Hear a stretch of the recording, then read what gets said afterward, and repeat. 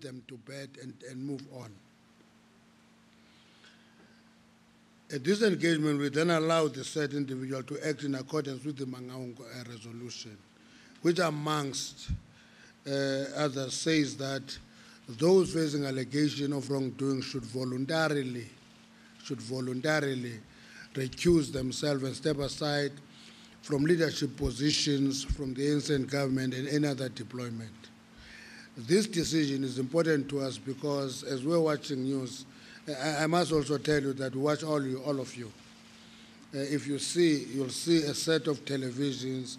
We'll watch ENCA, ANN7, SABC at the same time and see what is the version. Already we saw that some of the stations are beginning to flag names of the people, take pictures of Tony Yengeni doing X, Y, and Z, and begin to form an opinion. I think it's quite a dangerous move and preemptive on the processes of the ANC. The ANC deliberated at length on the need to strengthen local government as a critical sphere that is experiencing challenges of service delivery at this point in time.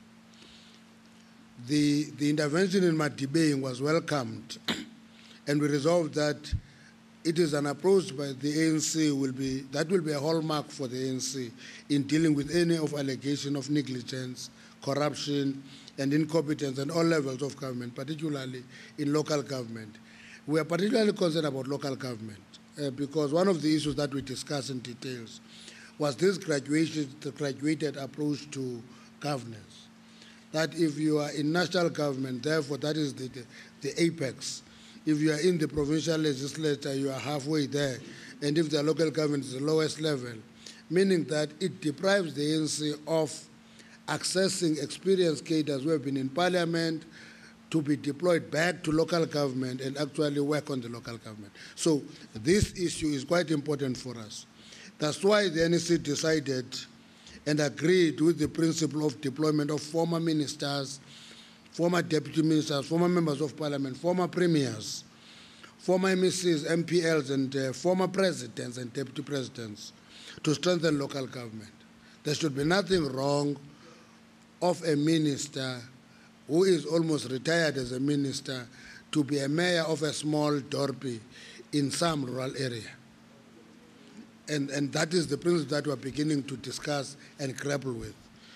There will be nothing with President Zuma after retiring to be a councillor in Kandla. There will be nothing wrong with that. That's as simple as that we should be able to allow experienced cadres to be redeployed to strengthen local government. We're discussing the modalities of doing that.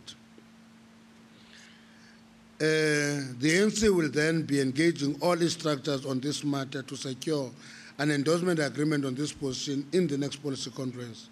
Through this deployment of experienced cadres, we will be able to strengthen the sphere of local government. Again, it talks to the principle that we adopted as we're going through the list process, which says it will only be in exceptional cases that will allow councillors to be on the list. Ordinarily, we will not allow councillors to be on the list because we'll be depleting the experience that is being built at that level of governance.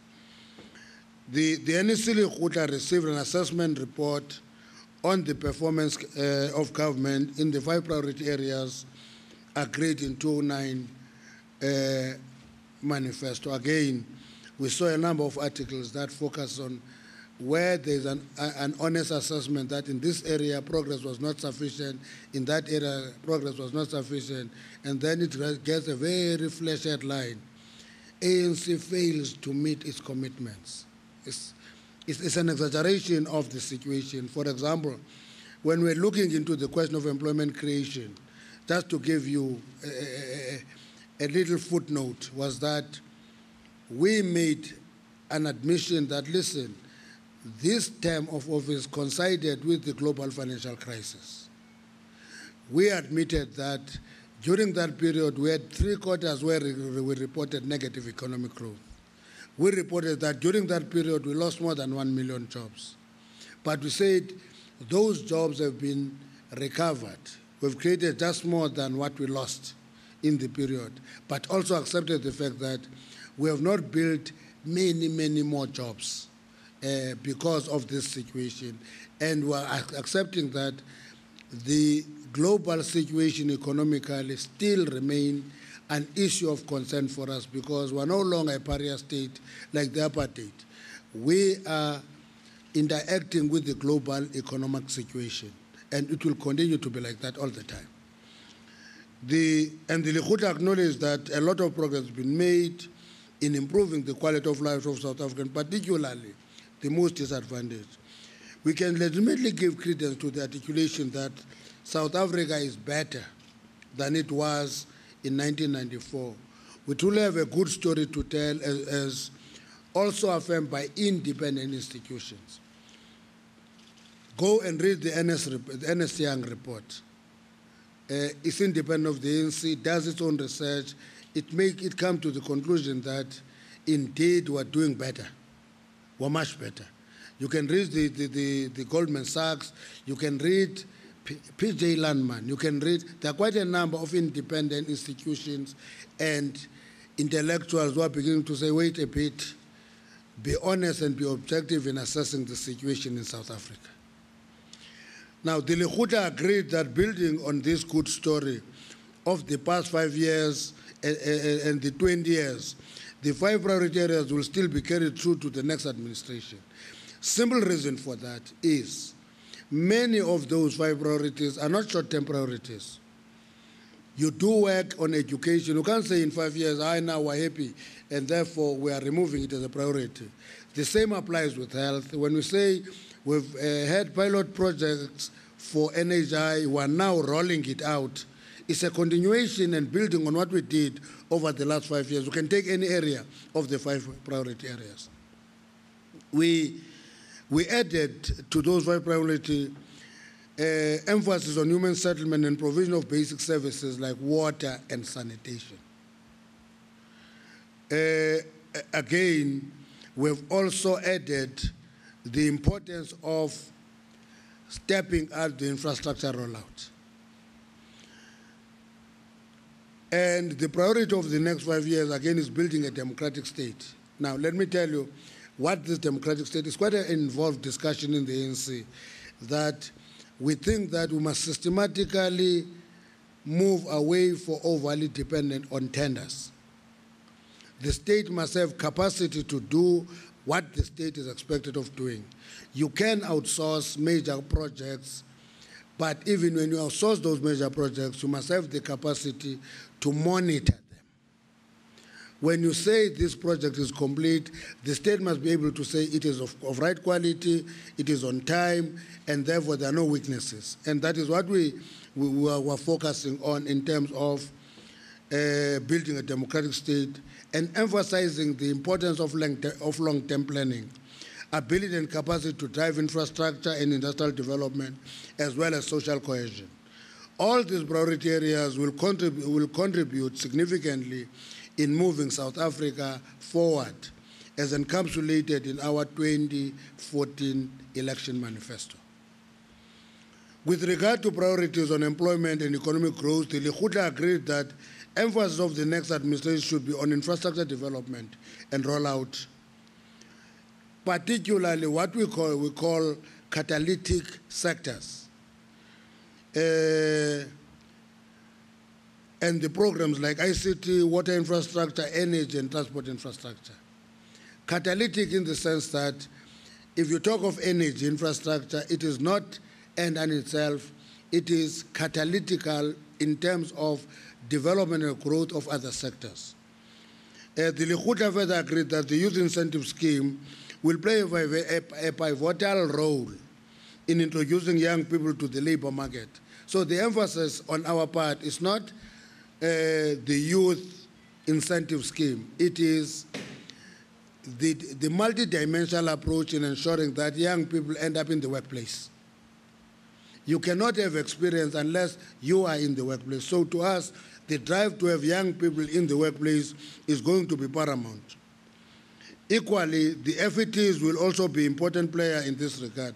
The Lekgotla identified the upscaled extended public works program as necessary as important government intervention in curbing unemployment among people of all ages and in the next administration. That talked to the 6 million work opportunities. Many people don't believe when we say 5 million work opportunities were actually created in the last 5 years. If you want to see it, move out of Johannesburg. Go to the rural areas, see those yellow overalls everywhere. Only then will you actually understand what we're talking about. But if you're in the city, you don't see that, you only see municipal workers because it's a metro. You won't understand what we're talking about. We also agreed that the actualization of a centralized tender system for all spheres of government must be expedited without any delay. This will also go a long way in curbing fraudulent activities and corruption linked to public service tenders. The ANC held its list conference on Monday, that is yesterday, to decide on its candidates in forthcoming national and provincial elections.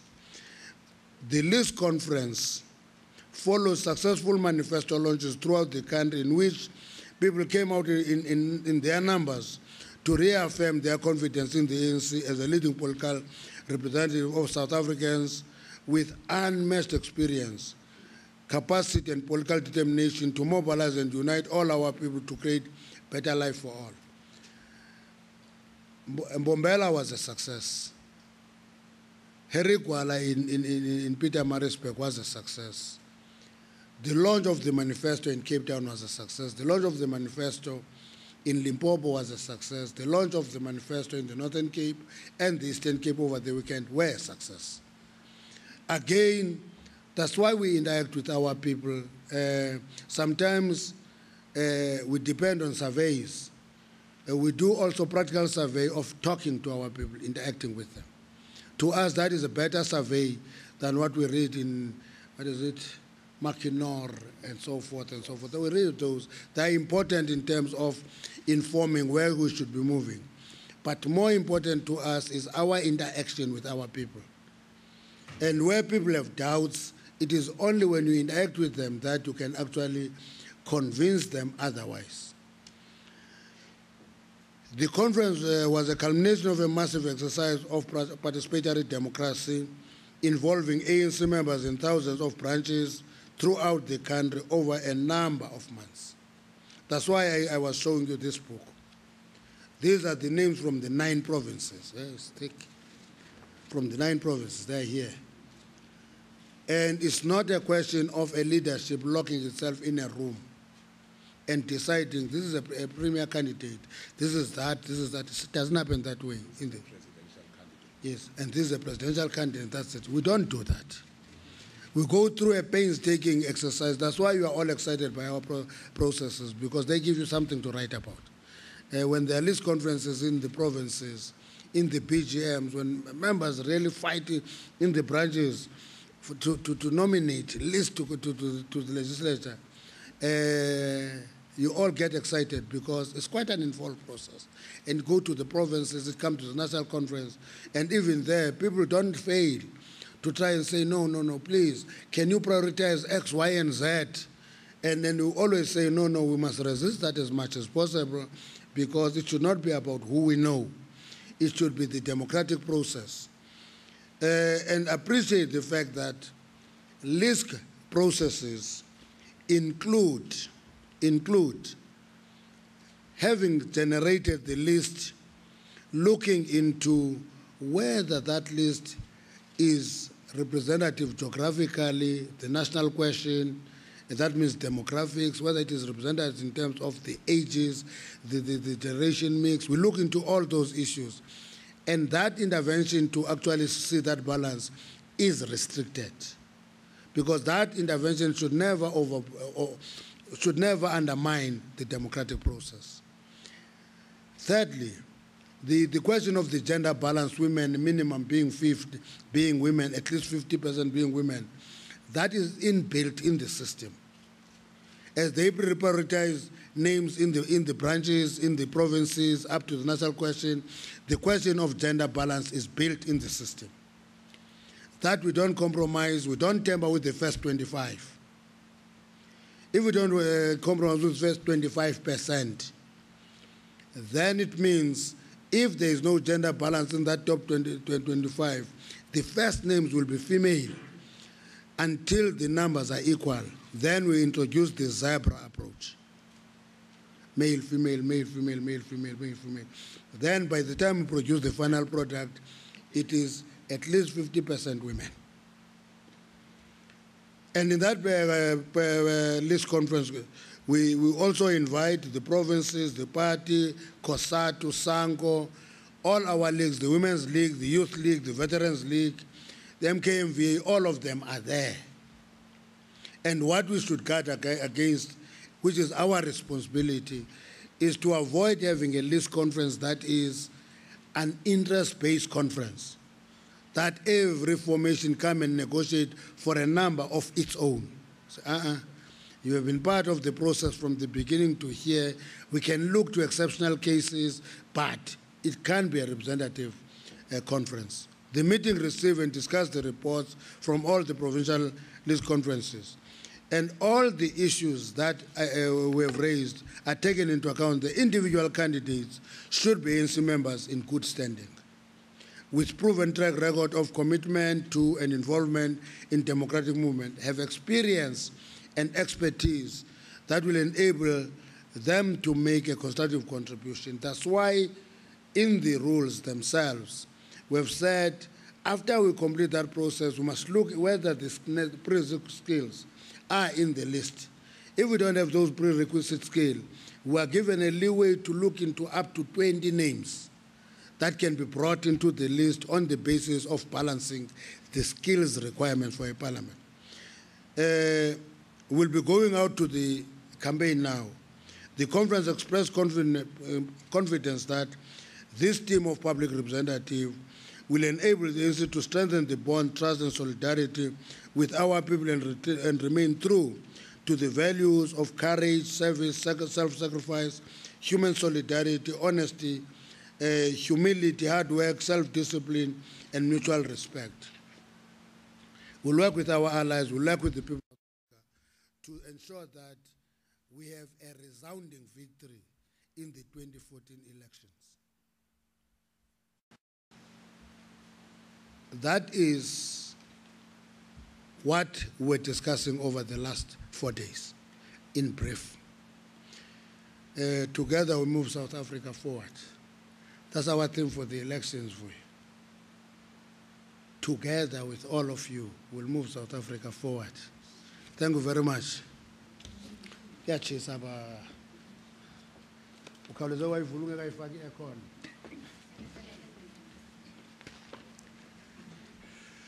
you very much, SG. We will now do what we always do. I hope that there are moving mics. All that you need to do is just raise your hand so that we are able to point at you and give you an opportunity to speak and raise any question relative to the issues under discussion or under report. Can we start?